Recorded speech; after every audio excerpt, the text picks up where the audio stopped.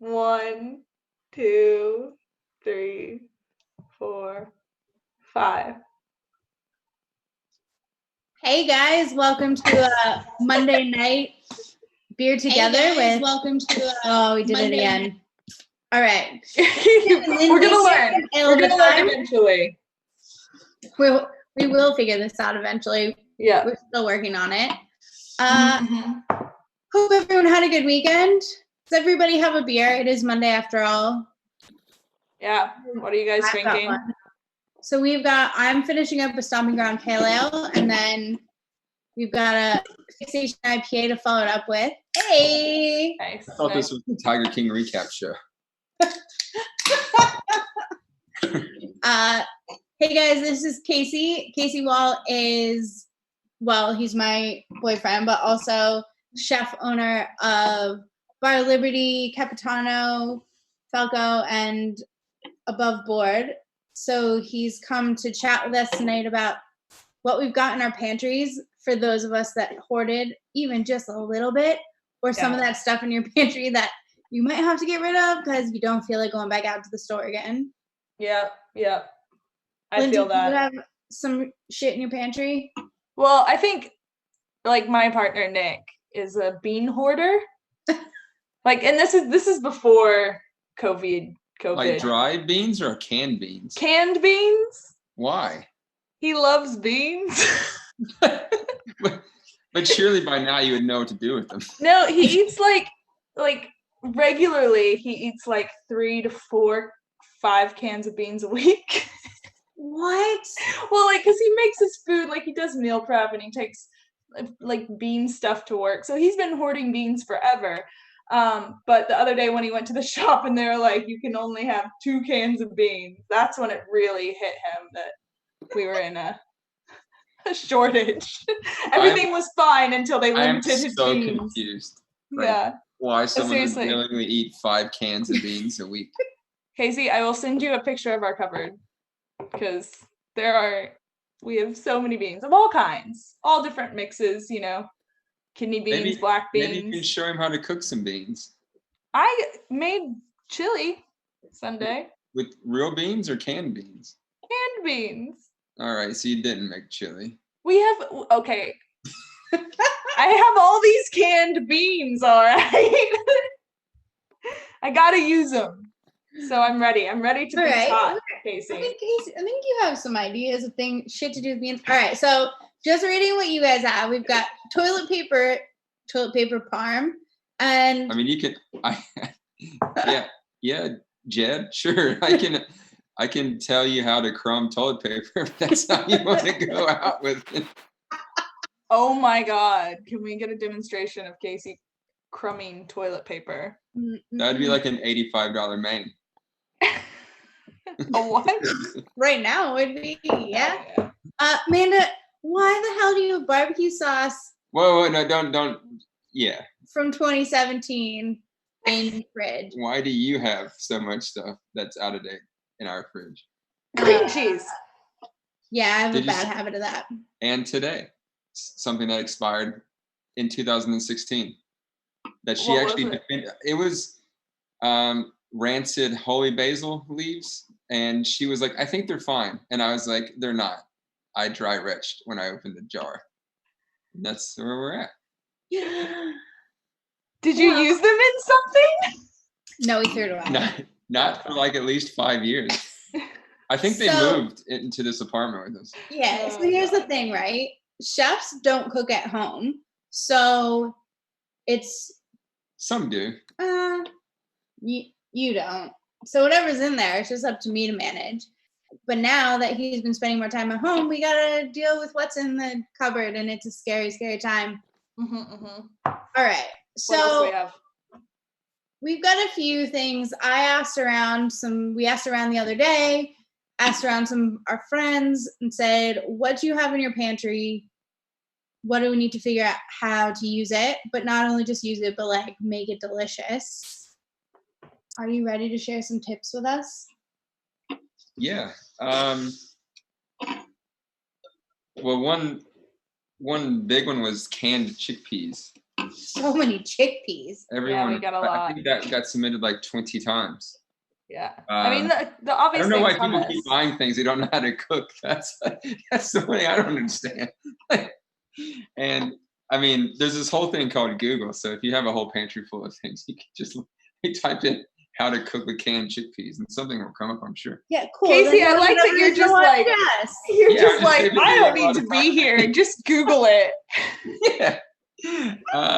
Well, I'm just saying, like, if 35 people submitted canned chickpeas, then why is everyone buying them? They don't have. That's all. Because you expect that you're gonna make hummus someday, and then maybe you make hummus one time, and then you're like, okay, what else am I gonna do with chickpeas? You should never make hummus with canned chickpeas. Well, what can you make with canned chickpeas, Casey? Well, the easiest thing to do is they're cooked fairly nicely in the can. That's one good thing about buying them tinned.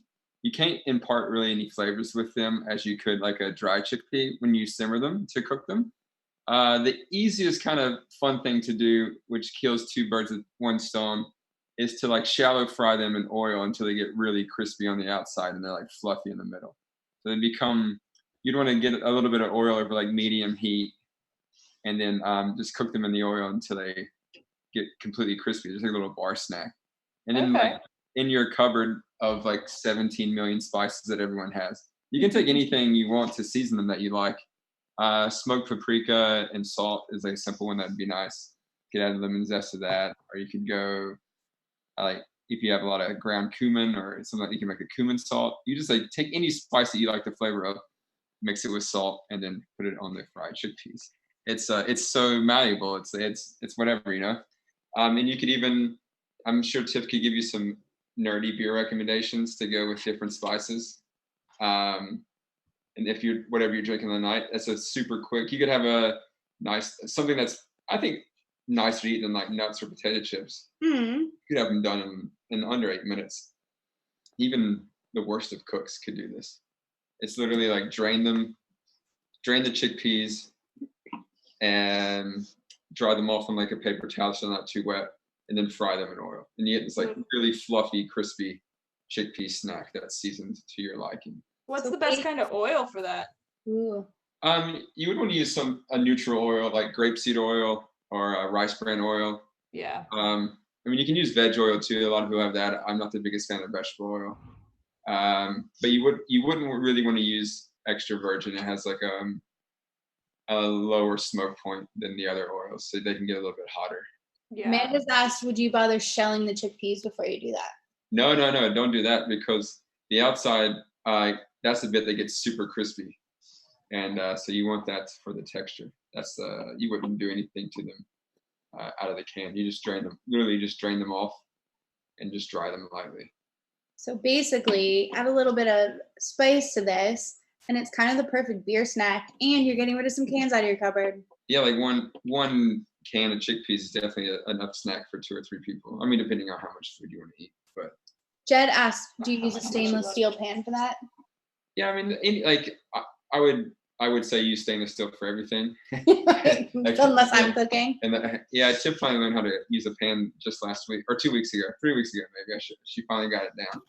Yeah, stainless steel is good for holding the heat. I mean, if you want to get really, I mean, if you have a deep fryer at your house, which I mean, this isn't. I'm assuming most of you aren't Americans. But you can just fry them in the deep fryer, which is pretty straightforward as well. I mean, if you fry it up in the deep fryer. Okay. We had this little thing in our counter growing up called a Fry Daddy. Yeah. Did you? Yes. Yeah. Okay, these guys are both from southern parts of America. I did not have a fryer growing up. You didn't have a Fry Daddy? No Fry Daddy. That's what it was called too. My God. Yeah. You can shallow fry them. That'd be the safest thing for a home cook. Or you could actually just get a pot of oil going too if you're really comfortable with frying stuff. I would say if you're going to deep fry it in a pot over the flames, have the fryer at about 350. It'd only take maybe 2 minutes to cook. It's pretty straightforward. 350 Celsius. Oh, that's Fahrenheit. That'd be like 175, I think, Celsius. How long you been cooking in this country? another crazy thing is like all the nice fryers are made in America, so they still come with Fahrenheit measurements on them. That's the one thing I didn't have to think about. Another thing with canned chickpeas is like a really simple curry. So you just take like 1 can of chickpeas, 1 can of tomatoes, and 1 can of coconut milk. And then you would cook out some onions and garlic. You had curry leaves, you could fry some of them up in the oil or butter, whichever one you want to go with. Throw in some spices like ground coriander, ground cumin. At the restaurants, we always use whole spices and then grind them ourselves, but I know a lot of people buy ground spices, so that's not a big deal. If you have ground whole spices, you can just grind them. And then a little bit of like garam masala, which is like a warmer spice than a curry powder. Garam masala has a lot of like cinnamon, clove, and mace and things, and where curry powder has more like fennel and cumin and coriander. So, back to it. So onions, garlic, curry leaf, garam masala, ground coriander, ground cumin. Kind of just like get the onions and garlic going, add the spices in, toast those up real nice, really start to like stick to the bottom of the pan a little bit, and then you pretty much just tip in the tomatoes. If they're whole tomatoes, crush them up a little bit with a spoon. If they're diced, then just keep going. Let those cook for a few minutes. Add the coconut milk. Let that cook for a few more minutes. And then at the very end, add some drained chickpeas. And let that simmer for probably 10 minutes. Season with some salt, and you can finish it with lime juice or a little bit of like apple cider vinegar if you don't have fresh citrus. Lemon juice would work as well. Just kind of have like a little acidity balance. And that's literally a curry that would take 20 minutes, and that uses 3 cans out of your cupboard. So if anybody wasn't writing that down fast enough or / has already had a few beers, if you sign up for the mailing list, which is in the chat there, sign up and we'll actually share some of these recipes and tips with you guys after this. So that's pretty cool. Yeah, that's I'll send through a few of the recipes tonight that we talk about. I think with a lot of the stuff we'll talk about, it's learning kind of 1 or 2 recipes and knowing that you're cooking for everyone has like different preferences. So if you don't like cumin, don't put it in. You can do whatever you want to make it. Recipes aren't like these strict, unless you're baking, but no one's baking here. Recipes aren't like a strict guideline that you have to follow. You can adapt any way you want. Or if you don't have chickpeas and you have kidney beans, you can sub these things out pretty easily. It's not a big deal. Like learn a couple recipes and then you can just switch whatever you want. He's been trying to teach me to do this for years. Question: so with the pan fried canned chickpea tasty snack, can you do that with kidney beans? Like pan fry them with seasoning? Oh, No, I was talking more about the curry. I don't think you could. You could try. I don't think they would come out as well because the shell on the kidney beans isn't the same as like the shell on the chickpeas. When the chickpeas cook, they kind of like the shell kind of breaks off a little bit, and that's the part that gets super super crispy. And I mean, if you kind of lightly mashed up, that would be really tedious. The kidney beans, it would break the skin, and it would tiny little masher. Well, you'd want to like just break the surface so it would get crispy. Yeah. And that would just be really annoying. Yeah, too much work. Okay, good to know. Staying with the canned legumes, dal makhani, which is like this is the one I always make tip order when we go to Indian restaurants. It's probably like the most unhealthy dish that people think's like kind of healthy.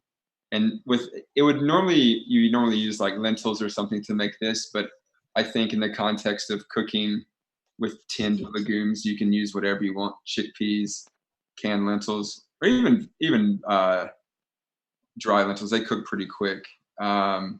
Kidney beans, even white beans or something. The authenticity of it's not so much a factor when you're cooking with cans. Like if anyone really wants to question the authenticity of this recipe, then just go buy dry beans and make it.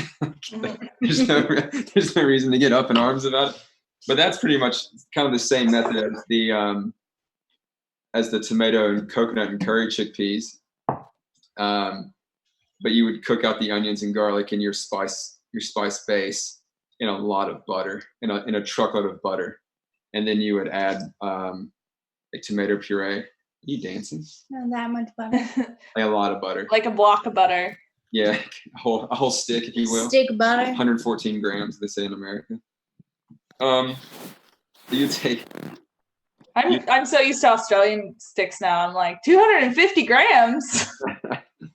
So you'd like cook out your aromatic base in the butter, and then if you're making it traditionally, you'd obviously have to simmer all this stuff for a long time to cook the beans. But this quicker method, you cook out your aromatic base, maybe add a little bit of liquid, some tomato puree, and your and like thickened cream, or just like heavy cream. What do you guys call it? Double cream, heavy cream, or just pure cream? I think it's called pure cream. Some pure cream in, and let it stew for probably like 20 minutes to really like cook out the tomato and the onions and the garlic. And then you would just put in your drained beans or chickpeas or lentils or whatever that is, and then just let it simmer for probably 15 minutes, and that would be a pretty good dal mahani. Creamy buttered tomatoes and lentils and beans. So it's like an Indian chili for you, Lindsay. I'll speak to your redneck terms. Thank you. Casey, do you, like, as far as what people are hoarding, do you think those are good things to hoard? The tin tomatoes. Sorry, Casey. Tin tomatoes, the chickpeas, and like canned chickpeas and tinned beans as well. Like, do you think those canned tomatoes have heaps of usage? Obviously, because tomatoes aren't available year round, or good tomatoes aren't available year round. Yeah. And tinned tomatoes are fine to stockpile up on reasonably. Chickpeas, I think they're tasty enough, but it seems like everyone buys them, but no one uses them from the submissions. So yeah, I mean, they're a good source of fiber and protein and stuff in vegetarian meals. Another recipe that's probably that comes back out of Asia would be like the Italian kind of pasta e cicci soup. Did you have that growing up? Pasta e cicci? Cicci? What do you say chickpea in Italian? Cicci, I think it's CECI. Cecchi, whatever. I mean, I don't know. I'm not Italian. Pasta e cicci. Yeah, that's how I spoke. And I spoke just like Brad Pitt in Inglourious Basterds when we were in Italy a couple years ago. I wasn't trying to put on the whole time. I wasn't trying to put on a fake Euro accent. Essentially, it's like a stew. It'd be a good way to use up some tinned tomatoes, some tomato paste. Maybe like it's like a soup with pasta and chickpeas in it. So there's 2 things you have in your cupboard. Add tinned tomatoes and tomato paste. That's 4 things you have in your cupboard. And chicken stock cubes. Chicken stock cubes. That was on the list. My favorite thing to use that we use a lot in staff meals is the you can get it even in Woolworths. We'll put a link into the afterwards or in the email. It's sold in a lot of Asian grocery stores too, but I'm 99% sure you can buy it in Woolworths. It's Knorr's Hong Kong style chicken powder or chicken stock powder, and it's made from actual like chickens and in the ingredients stuff, and it tastes really good for staff meal. It's when we're just making something quick. It's used a lot in a lot of recipes in like home cooking for like in Asian meals, and I think it's really tasty. So I think that tastes better than stock cubes. But if you have stock cubes, you can use them. Obviously, don't go out and buy chicken bouillon stock. It defeats the purpose of emptying your pantry. So pretty much just so with this soup, you would maybe sweat off a little bit of onion and garlic and some olive oil, and then you would add you would like fry the tomato paste in the oil to get a deeper flavor, and then you would just add some stock. If it's just use chicken stock cube, whatever the recipe is. Like I think it's like 1 cube for like 500 mils or whatever. For 2 cups, I think. So you throw that in, throw in your tinned tomatoes, your canned chickpeas, and then you can just clean out your fridge. So whatever vegetables you have, like kale that you always buy and never use. There's 2 carrots in the back. and onion, whatever you have. Like my fridge today. Exactly what we have in it. a little bit of celery. I mean, literally whatever vegetables you have in your fridge. So you just whack those in, simmer them. Asparagus? I mean, it's not asparagus season. I mean, if you have asparagus in your fridge, it's come from Mexico at this point. Yeah, I know. I noticed that after I bought it, and then I felt really guilty. Yeah. Asparagus is not an autumn vegetable. Yeah. Well, I'm confused. So essentially just simmer, and you get the little like a little pasta shape, like a little tiny tube, or like some risotto, or a soup that you wouldn't use spaghetti. Yeah, ditalini. That's the one you'd use in the soup. Yeah. So you just throw that all in and let the soup simmer, and there you go. You used up stock cubes, chickpeas, pasta, tomatoes, tomato paste, and 10 tomatoes, plus whatever vegetables you've been neglecting in your fridge, and you have a delicious soup. That's probably Tuscan. I don't know. It sounds like it. All right. So Jed wants to know, what's the Australian equivalent of tomato gravy? I think it's just like bolognese sauce. Pretty much. Oh, he's talking about gravy. Yeah, that's tomato gravy. It's like Sunday gravy. Yeah, you never had somebody. I know. Sorry, where I come from, they call it gravy. Yeah, only reason I know this is from The Sopranos. It's made with tomatoes. Yeah, it's like a Sunday stew. Pasta sauce. It's called Sunday gravy. Why do they call it gravy? It's gravy. It goes on pasta. Okay. Have you been to New Jersey? It's like no. It's almost as backwards as Missouri. All right. So Nick also wants to know, what do you do with all those random pre-made curry sauces in a jar? You know how like you use 2/3 of it to make one curry, and you got like a little bit left. But then you use you can mix them all together, make a red, green, yellow curry. There you go. That's curry. What you do with that, Nick. Rainbow curry. I think the curry paste are pretty good for meals too. Like once you, if you like really follow the instructions on the back on the jar, it's pretty straightforward. But you would, the way you make those little curry paste better is if you start off with some ginger, garlic, some spring onion or scallion or spring onion. And galangal if you have it. It's some more chilies if you want it spicy. You like sweat that out, and then you add the curry paste to that, and then toast it in the oil, and then you would add your coconut milk to that, and like have your curry base. And then once you get and then season that with fish sauce and some salt, and then lime juice, blah blah blah, and then cook you can cook whatever meat you have in your fridge or whatever vegetables. That's usually at the restaurants for staff meal when we make curries. That becomes like we have a few, like a little bit of like 5 or 10 different vegetables from various dishes, and we just use all those vegetables in that curry, and that's what we serve for staff meal.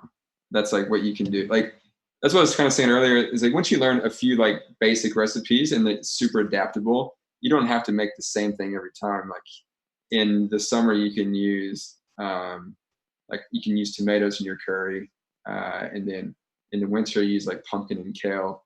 In springtime you can use asparagus and peas. It doesn't have to be like straight traditional green curry that you get from like your local Thai restaurant that you love that has the same vegetables in it year round. You can adapt it to what you have available locally.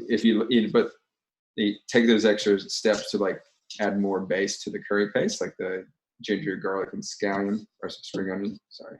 Freaking squeezing lime into it makes a huge difference. Yes, I think in all these things, and a lot of home cooks, like I'm forever grateful for anyone that cooks for me. I eat whatever anyone cooks for me. I'm very happy not to cook. But usually it always needs some sort of acid. And that's probably that's a big difference between like home cooking and restaurant cooking, like finishing a curry with fresh lime. And if you don't have limes, like you can use lemon. If you don't have lemon, then use some vinegar, like rice wine vinegar or whatever you have. Just a little bit. It doesn't need to be drowned in vinegar, but just a little splash to brighten it up. So Casey, as far as like hoarding stuff goes, should we start hoarding vinegar, and should we start hoarding coconut milk? I got a feeling everyone already has coconut milk in their cupboard. I only have a tiny can. Yeah, you don't need much, but like it's one of those things that you can. I mean, you can turn coconut milk into so many different recipes. Like they're using heaps of curries in So Indian. it's something you should just have on hand. Yeah, I mean, it's just Yeah. it's super adaptable and it's malleable. I think it's something that a lot of people should have. We make dashi at the restaurants for various reasons, for various dishes. I mean, in different types of dashi. And I understand that it's not hard to make, but it's hard to make well, and it could be a bit of a pain in the ass for people to make at home. But on Smith Street, there's a really nice Japanese grocery store called Hinoki, and they sell like dashi sachets or dashi. And I think they actually have like a concentrated dashi liquid as well. And that this is going moving into the next thing, which is like the instant noodles people are thinking about. Thanks, Luke. Thanks for spelling dashi. So you have this dashi is the base of Japanese food. It's the only cuisine in the world that doesn't start with a fat. It starts with a broth, which is also why Japanese food is so much healthier than a lot of other foods. So dashi is an aromatic broth. That's the base of miso soup. That lots of ramens, soba noodles. It keeps going on. It keeps going on. A lot of uses for it. But one of the things that people are asking about how to use instant noodles, like everyone kind of likes eating instant noodles, but they also know that the sachet of salt that comes with it is horrible for you. What? It's so delicious. I like them dry, and then I like to sprinkle that sachet all over them and eat them while they're dry. You're not in college anymore. Like you cannot do that. Tasty treat. That tells me a lot about your food choice that you've talked about in the past. But if you have this dashi like sachet or concentrate at the house, it opens up to a lot of like really good bases for soups, especially with the instant noodles. Instead of like the ramen noodle packets, instead of using that shitty salt sachet, just throw that in the bin or pour it in your mouth like Lindsay does. And you could, still frame that, that. Have dashi base, and just use the instant noodles. If you want to make miso soup base, add miso to the dashi broth, and you can have that for your soup base, instant noodles, and then just whack whatever vegetables you have. Or you could even, if you had like roasted chicken, you could pull the chicken. Have you cook chicken in your fridge, you can add that to the soup or whatever meat you have left over. If you don't have any meat and you want extra something substantial, and you're not vegan, you could definitely put in like boil an egg for 6 minutes. Literally just bring up a pot of water to a boil, egg from the fridge, drop it in for 6 minutes, and it gets like, that's the really nice kind of like gummy yolk in the middle of it, like a little set but a little runny, which is like how you want for like soup. You just finish your, simmer. You make your broth, simmer the vegetables and noodles in it, add the egg, and that's your dinner. You can make. When was the last time you had a packet of instant noodles? Excellent question. 2 weekends ago. With no additions? No, that was like in the styrofoam cup. We were like, oh yeah. It was really spicy too. Oh, how good. What brand was it? What was it? It was a Korean one. We needed something to eat quickly, and it was fun, but it wasn't healthy, and you wouldn't want to eat it more than once a year. So we got instant noodles too. So I was going to say like a dashi base, add miso to that, or not. You just use the dashi to season it. Add heaps of vegetables to it. At that point, you could add all those crazy like paste and things that you have in your fridge, like chili paste, sriracha, soy sauce. fried garlic in your pantry. All that stuff you just add to your soup. Just make it taste good. Like whatever you want it to taste like, add what you like to it, and that's your dinner. And that's if you're cooking for yourself. This is probably the easiest meal to make. You don't scale it up. Like whatever you're going to eat, you just cook it in the same pot, and it's like one pot. You can actually see how much it's not like I'm going to cook spaghetti and the spaghetti triples in size, and you cook for one, but there's 17 portions there at the end of it. It's just like all this stuff in this pot is does that? You every time you cook. Yeah, that's true. Does anyone else out there have any other thing else in their cupboard? They're like, I've got to use this up. It's been sitting there. We're only on the second bullet point of my list. Sorry. Sorry. Marmite. That's what you brought? I think my favorite recipe with Marmite is to throw it in the bottom of the trash can. I think it's delicious. If I Marmite or Vegemite? I like both. If I put even like 1 teaspoonful into something, he knows immediately. I like Vegemite scroll. If we're talking about like, all the stuff that we're doing with instant noodles, I just got this brilliant idea to maybe try some Marmite in it to like savory it up. Instant noodles? Yeah, that's not a bad idea. Like something to put a little bit into a broth. It has a really, really, really deep salt. Salt, yeah, but it also has a lot of like savoriness to it, or umami. Yeah. I hate saying that because like people just say that word all the time, and I don't think they really know what it means.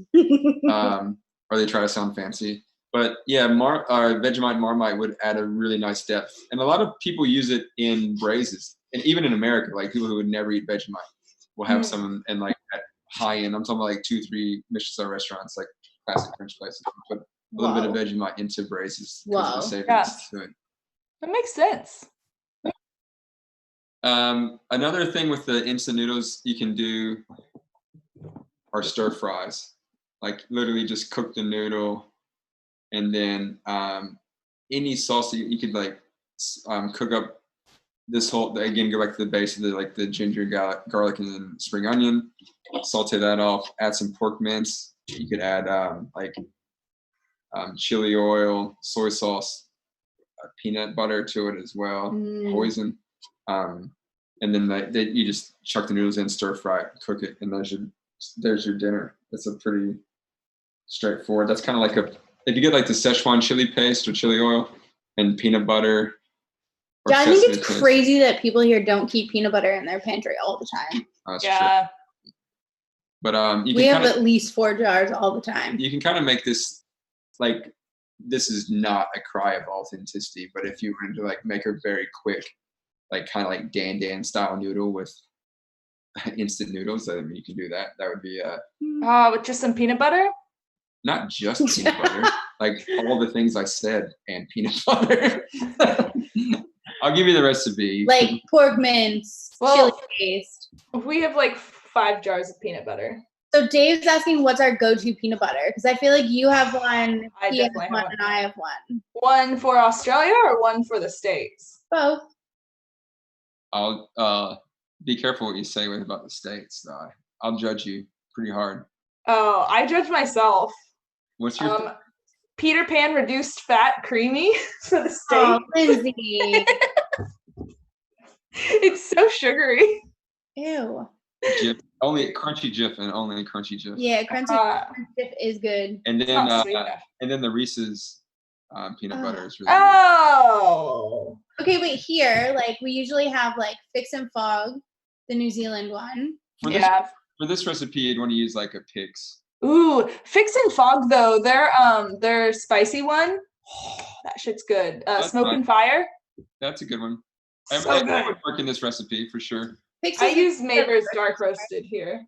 I think you definitely want to use like a natural. Not sugar. No sugar added peanut butter. Yeah. And if you have sesame paste, you could use that as well for these dan noodles. Can you use sesame oil? Sesame oil to start, but no, tahini's not toasted, so it's a much different. Okay. So that's why I was using peanut butter. Usually people have peanut butter as opposed to roasted sesame paste. There's a lot of Pix fans in here. Pix. It's good. Yeah, I like it. But Mayfair's dark roasted is like, good. Oh fuck, it's so good. Good. Remember I had the dark roasted one recently, and you were like, "Oh, it tastes roasted." That's good. Yeah, I like that one. That was good. Yeah. This next recipe is kind of special to me as a poor college student. I didn't really know this was a thing. I don't think it's a thing, but we called them welfare pizzas because we didn't have any money in college. So we'd use flour tortillas as the base. And then we'd put like tomato, pizza sauce, and then cheese or whatever. Pizza sauce and cheese always. We actually grew basil in our backyard, so we had basil all the time. And we didn't. It was growing there when we took over this apartment we were living in. But so we just kept it going. So that you can we had a cast iron pan, and we'd heat it up.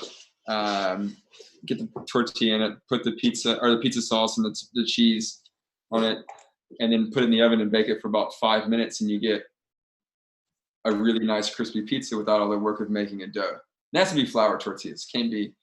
What about like a naan bread or? It wouldn't get as crispy. Bread. I don't like pita bread and pizza. So flour tortillas are really easy to make though, as well. Like if you don't have any bought from your Instagram story would say that's a lie. They're super easy to make. Made them last night. They don't require like anything. Yeah, they're required to be circles, which you didn't quite get. Okay, I was using a peanut butter jar to roll them out. Yeah. In my defense. They're easy to make, but I was saying something that you might have in your cupboard. Well, everybody has flour and salt. Do they? And water. And Who oil. here has flour in your cupboard? But yeah, the flour. You can make flour tortillas too. That's another step to it. But if you have flour tortillas left over from another item, you can make these welfare pizzas. You can make a pizza sauce from your canned tomatoes that you have in your fridge. And then top it with What else would you put in your canned tomato pizza sauce? This one at Capitano, we don't cook our pizza sauce because it's obviously a super thin base. It cooks, or the pizza base, it cooks in the oven. And if you have the pizza sauce cooked before you put it in, it gets kind of jammy and sweet. The tomatoes keep cooking. But this, I would just cook some like garlic and olive oil, and then add tomatoes and let it cook for maybe 15 minutes, 20 minutes. Don't take it too far because it's going to cook further in the oven. Easy. But like just what kind of garlic? Fresh garlic? Yeah, fresh garlic. What if you only have garlic powder? We're going with cupboard stuff here. If you only have garlic powder, you could. I mean, no one's going to judge you. You just make it taste good. Like you're gonna judge me. Heat up the tomatoes, and then season it with what you have, and then let it cook out for a little bit, and then adjust accordingly. If you need more garlic powder, put more garlic powder. If you want some chilies in it, add chili to it. If you want more salt, add more salt. But remember, do be mindful of the salt because it's going to concentrate even further on the pizza. Sorry, silly McDilly, you cannot buy the dog. The dog is not for sale.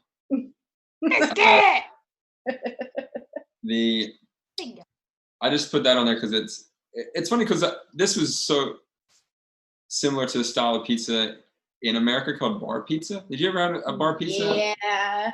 No. They're smaller than a normal pizza, and you get them in bars or taverns or whatever. And I think they were only ever made to make you drink more. They weren't they're just really, really thin pizzas. There's no substance to them. So it's kind of just pretty much like cheese and tomato on top of a tortilla, but someone in the back would be making the pizza dough. And I never really knew that was a thing. We were just making pizzas out of tortillas because there's a massive Mexican population in North Carolina, and we could always get flour tortillas that are really nice. And then later in my life, when I moved to the north, I found these bar pizzas, which are pretty interesting to have. But they're all over America, bar pizzas, not just in the north. Higher percentage of them in the north. Never seen them. What else do we have to talk? Someone asked about canned tuna. I mean, that's on you. That's feed it to your cat. I like tuna salad. I mean, but like, just put stuff in it that makes it taste good. Like, the only other thing I could offer was, you could do like a tuna dressing for vegetables. So if you take a canned tuna, obviously drain off all this stuff. You eat. I've seen you eat tuna before. Don't even act. I don't like it. A canned tuna dressing. Why would you want to put tuna on your vegetables? Well, I mean, do you like tuna?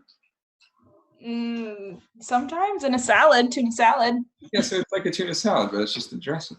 But what you do is you take the tuna, and in your food processor or your NutriBullet or whatever, you'd add like mayonnaise and lemon juice, some salt, and not too much of any of it. You want it to be kind of thick as a dressing, and just blend it, and it'd be a smooth kind of tuna dressing. And you could, when I was at Cutler, we used to do Sunday lunches there obviously every Sunday, and I don't even know why we had a can. It must have been for staff or something. Maybe, I don't know. But I made a tuna dressing once for a radish salad. So it was like radishes, and then black olive cheeks, some preserved lemon, and then this tuna dressing with parsley. It's really tasty, like to get in like a crunchy vegetable. But you could use this kind of tuna puree dip at the crudité dip thing to eat up some vegetables with. Preserved lemon. I just remembered we have preserved lemon in our fridge. Really? Don't know what to do with it. We've used it for one recipe. It's really good with chickpeas. Good to know. We got lots of chickpeas. I mean, it like just cut it's essentially the opposite of what you would do with the lemon. So you cut out the middle bit and use the rind. Yeah. It's just a very specific flavor. Yeah, but you don't have to use much of it. So if you use a lot of it, it's like overpowering.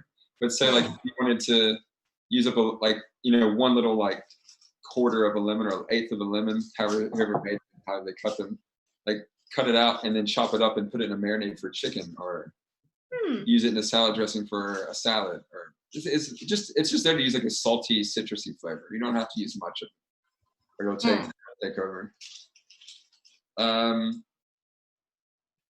What else? Frozen peas is another one.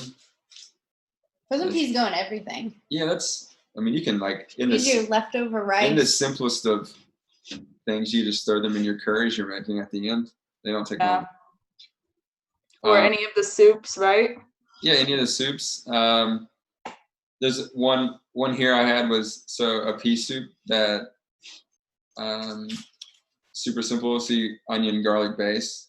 Cook that out in a little bit of oil or butter. Just slow sweat that out. No color, just kind of cook it till it's soft. Add a little bit of, depending on probably you scale it up however much you're making. So maybe say this, add like 500 mils of liquid to it, and then some of the Norris chicken powder. Bring that up to a simmer and cook the onions and garlic until they're cooked through, and then you turn it up to a boil, add your peas and cook for maybe 2 minutes until the peas are cooked, and then just whack it in your blender and NutriBullet and puree. You don't want to cook the peas very long because you want to preserve the green color.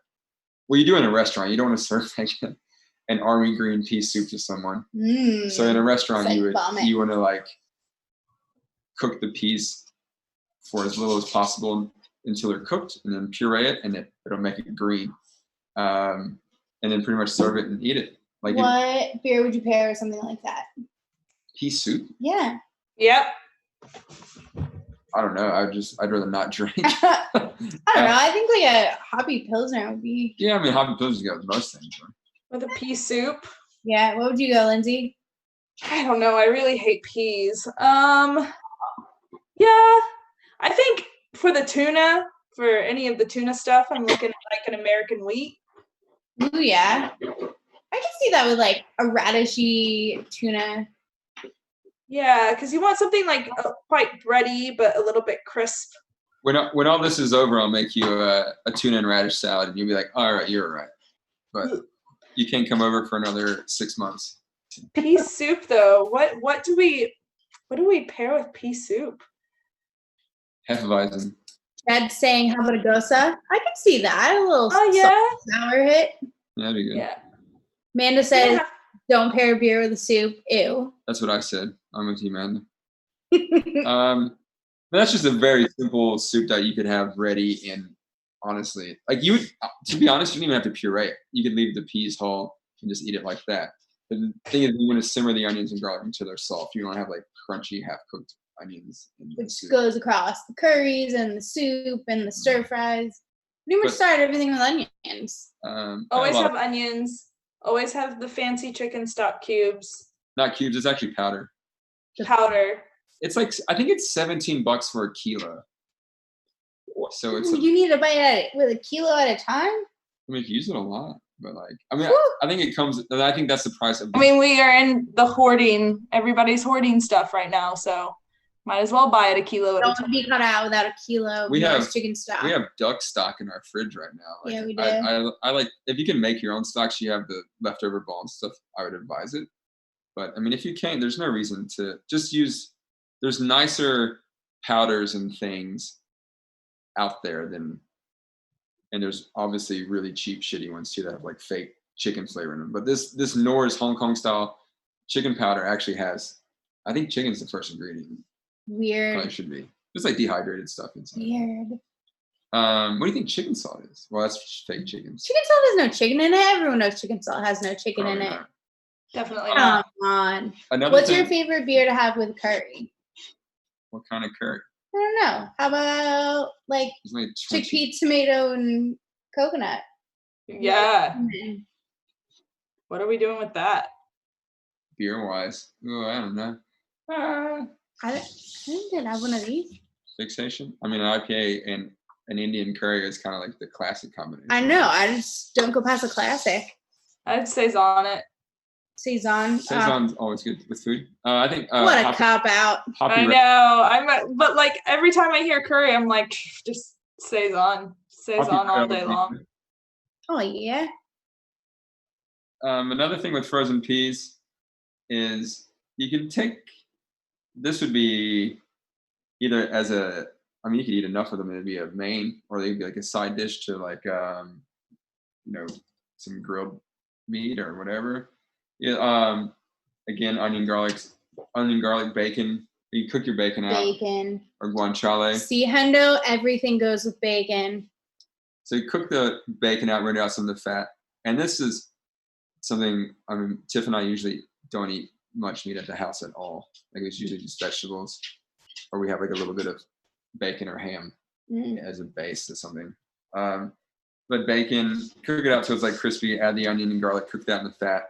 And then add your frozen peas to it and cook it. And then you have like these really nice oniony bacon peas that you can just eat with something. Or while you're doing that, you could just cook some pasta.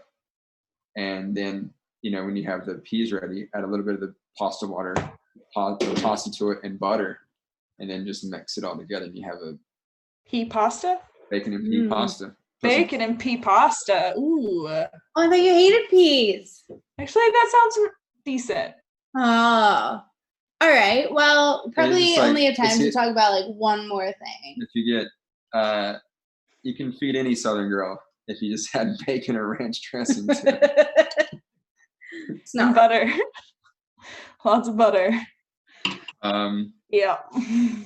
One thing I was going to add, it's not my recipe, but I'll give a link to it.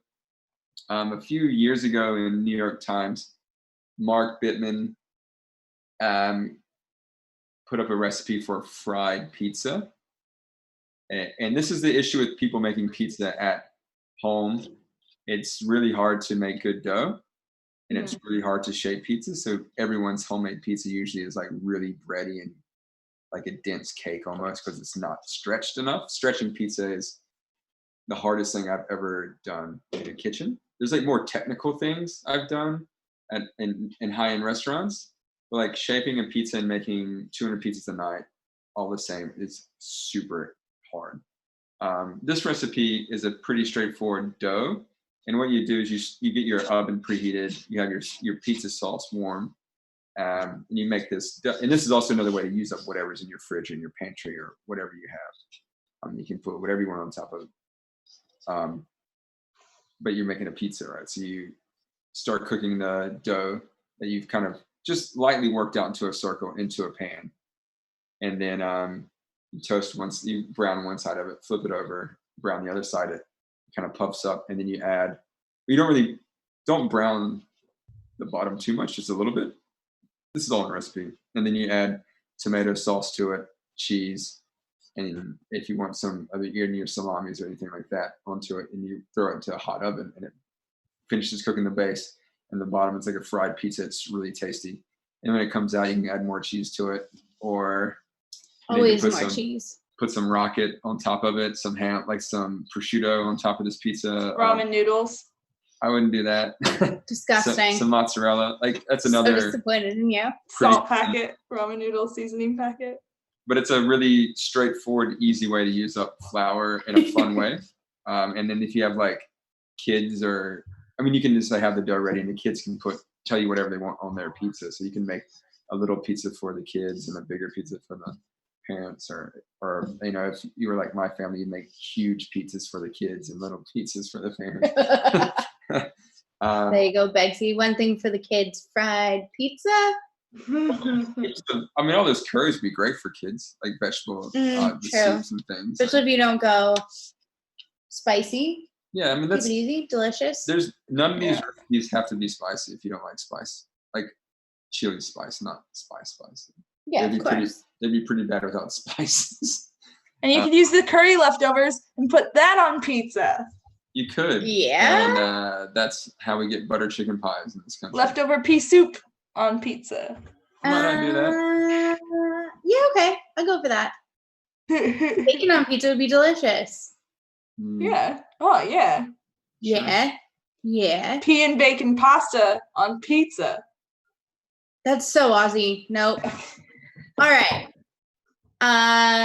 I think we'll probably call it there because it's been ages, and I think that everybody's got heaps of awesome stuff of this.